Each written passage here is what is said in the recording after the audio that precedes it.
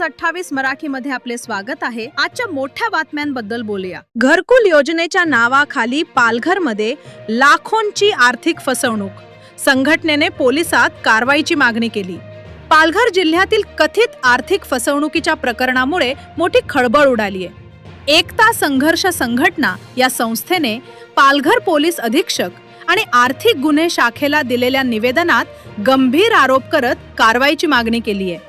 संघटनेचे राष्ट्रीय अध्यक्ष दीपक दशमा पागधरे, उपाध्यक्ष शंकर गोविंद हिलिम, सचिव रवींद्र दत्ता जाधव, खजिनदार संतोष माणिक बरड आणि पालघर जिल्हा अध्यक्ष श्री साईनाथ रावते यांनी दिलेल्या निवेदनानुसार भोपिवली, तालुका वाडा, जिल्हा पालघर येथील श्री ओमकार सुधाकर पाटील यांच्यावर आदिवासी नागरिकांना घरकुल योजनेच्या नावाने आर्थिक फसवणूक केल्याचा आरोप आहे। निवेदनानुसार पालघर, जव्हार, विक्रमगड आणि वाडा तलासरी ह्या तालुक्यातील गरीब, अशिक्षित, गरजू आदिवासी नागरिकांना मी उद्धव ठाकरे यांच्यासोबत बसतो, तुम्हाला आमदार निधीतून घरकुल मंजूर करून देतो असे सांगून प्रत्येकी 20,000 रुपये जमा करण्यास सांगितले। सुमारे 115 नागरिकांकडून प्रत्येकी 20,000 रुपये घेण्यात आल्याचा दावा आहे, ज्यामध्ये 3,19,000 रुपये फोन पे आणि उर्वरित 19,81,000 रुपये रोख स्वरूपात घेतल्याचं नमूद करण्यात आलंय। तरी आजपर्यंत कोणत्याही पीडित नागरिकांना घरकुल मंजूर झालेले नाही। वारंवार विचारणा केल्यावरही लवकरच मंजूर होतील अशी आश्वासनं दिली जातात। संघटनेने हा प्रकार गंभीर असून भारतीय दंड संहिता कलम 318(4), 316, 120 आणि इतर संबंधित कलमानुसार गुन्हा नोंद करून कठोर कारवाईची मागणी केली आहे। तसेच 10 एप्रिल 2026 पर्यंत कारवाई न झाल्यास पालघर पोलीस अधीक्षक कार्यालयावर हजारोंच्या संख्येने पायी मोर्चा काढून बेमुदत ठिय्या आंदोलन करण्याचा इशारा दिलाय। पोलीस प्रशासन या प्रकरणात काय कारवाई करते याकडे संपूर्ण जिल्ह्याचं लक्ष आहे। वार्ताहर इंडिया न्यूज 28 साठी खलील अहमद पटेल, पालघर तालुका क्राईम रिपोर्टरची रिपोर्ट। माझं नाव पंढरनाथ बागेगवारी, एकता संघर्ष संघटन महाराष्ट्र प्रदेशाध्यक्ष। आज या ठिकाणी आम्ही पत्रकार परिषदमध्ये पत्रकार मित्रांना सांगू इच्छितो की आपल्या माध्यमातून शासनापर्यंत एक गरीब आदिवासी लोकांचं जे फसवणूक झालेलं आहे ते आमच्यापर्यंत आलेलं आहे, ते आम्ही तुमच्या लक्षात आणून देतो की पूर्ण पालघर जिल्ह्यातील ग्रामीण भागातील विक्रमगड, जव्हार, तलासरी, वाडा या तालुक्यातून बऱ्याचशा आदिवासी लोकांचं घरकुलाच्या नावावर फसवणूक झालेलं आहे। आताच नवनिर्वात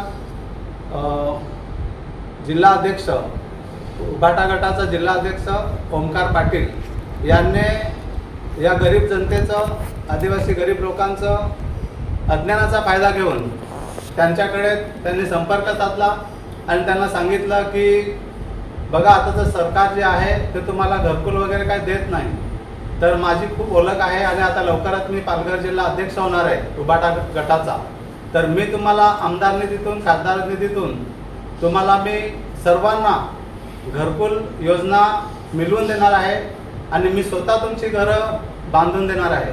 तर याच्यासाठी हे घरं मंजूर करण्यासाठी प्रत्येकाला 20,000 रुपये जमा करावे लागतील।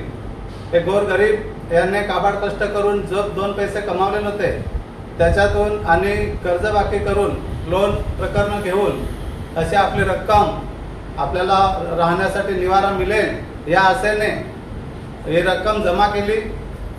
ओमकार पाटील जे आता जिल्हा अध्यक्ष आहेत त्यांच्याकडे, आणि आता गेले 3 वर्ष झाली त्यांना काही घरकुल मिळालं नाही। आणि हे लोक तुम्ही बघता साहेब, जरा तुम्ही त्यांच्याकडे कॅमेरा फिरवाल तर बरं होईल। हे लोक आज आमच्याकडे आलेले आहेत की साहेब आम्हाला तुम्ही सहकार्य करा। तर सहकार्याच्या दृष्टीने आज आम्ही शासनाला पत्रकार मित्रांकडून एक संदेश पोहोचवण्याचा प्रयत्न करतोय।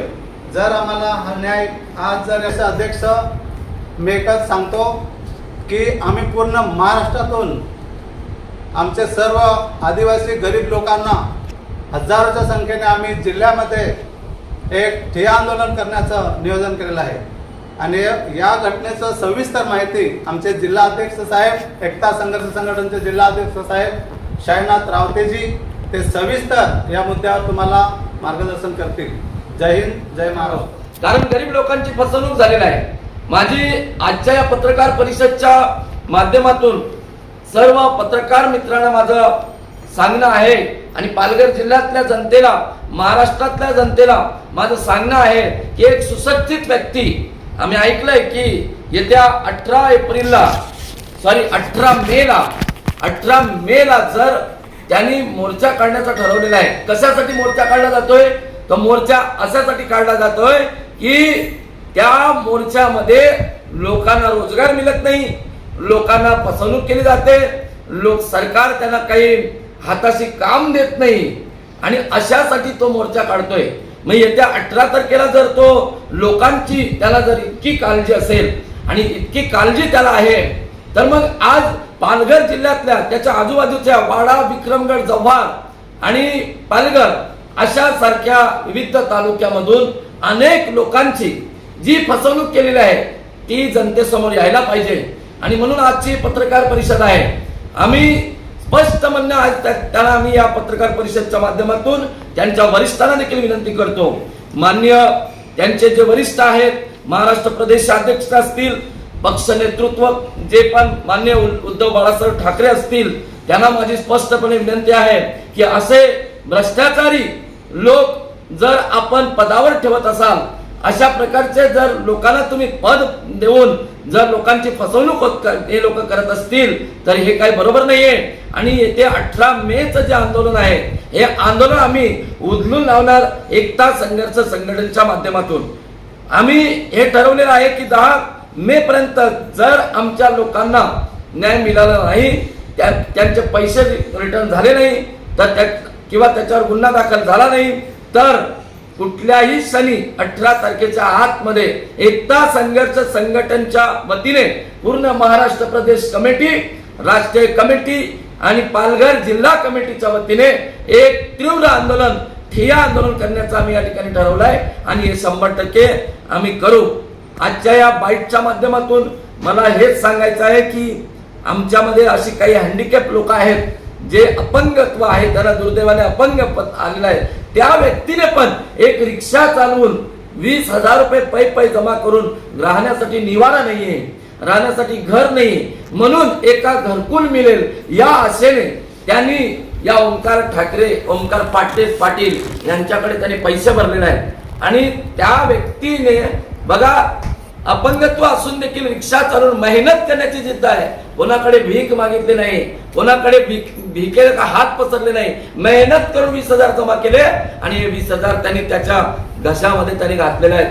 आमचं स्पष्टपणे मत आहे की या अशा भ्रष्टाचारी पदाधिकाऱ्याला त्या पदावर राहण्याचा कुठलाही हक्क नाही, कुठलाही अधिकार नाही. नक्कीच या त्याच्या ज्या पक्षश्रेष्ठीने याचा विचार करावा आणि त्यांना त्या पक्षावरून हकलपट्टी करावी, ही आमच्या संघटनेच्या माध्यमातून आम्ही त्यांना विनंती करतो. कसं काय तुमची फसवणूक झालेली आहे?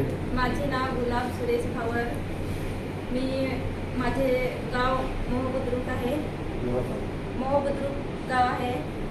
आणि ज्यावेळेस ओंकार पाटील यांनी घरकुल विषयी योजना आणली, तेवढ्यात आम्ही वीटभट्टीवर काम करत होतो आणि आमचे घरी मुलं होतं, त्यांनी आम्हाला माहिती सांगितली आणि आम्ही वीटभट्टीवर काम करत असताना त्या वीटभट्टीचे शेतकऱ्यांकडून पैसे मागितले आणि ओंकार पाटीलकडे ते आम्ही पैसे आणून भरले.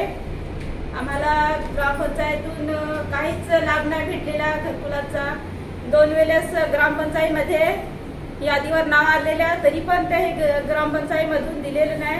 म्हणून आम्ही पैसे ओंकार पाटीलकडे 20,000 ओंकार पाटीलकडे जे पैसे भरले ते ऑनलाईन भरले का रोख स्वरूपामध्ये भरले? रोख भरले. रोख स्वरूपात भरले. हा.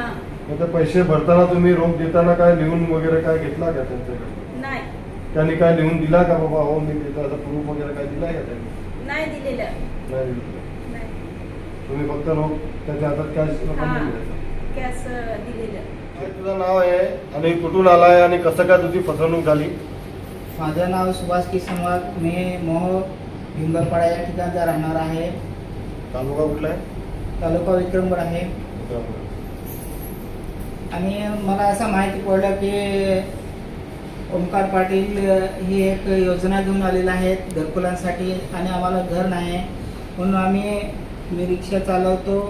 माझी बायको देखील अपंग आहे. मी पूर्ण कमरेपासून अपंग आहे. माझी बायको हाताने अपंग आहे. आम्ही थोडे पैसे रिक्षा चालवून थोडी जमा केले आणि काही रक्कम आम्ही बचत गटातून काढली आणि ती रक्कम आम्ही घरकुल मिळावं म्हणून ओमकार पाटील याच्या हातात दिले आणि गेले 3 वर्ष पूर्ण आले अजूनपर्यंत आम्हाला घरकुल मिळालं नाही आणि आम्हाला कुठल्याही प्रकारचा लाभ नसल्यामुळे आम्ही ते पैसे देऊन ओमकार पाटलाकडे दिले आणि आम्हाला ते घरकुल मिळालं नाही.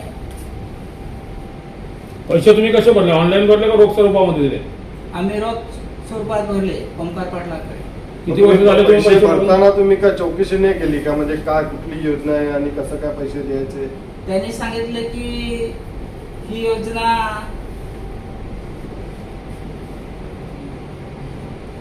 कुठले आमदार निधीतून काय काय सांगितलं, काय बोलले? त्याने आम्हाला सांगितले की आमदार निधीतून ही योजना आहे ही घरकुलाची असं आम्हाला सांगितलं. आम्ही तेव्हा पैसे भरले त्याच्याकडे.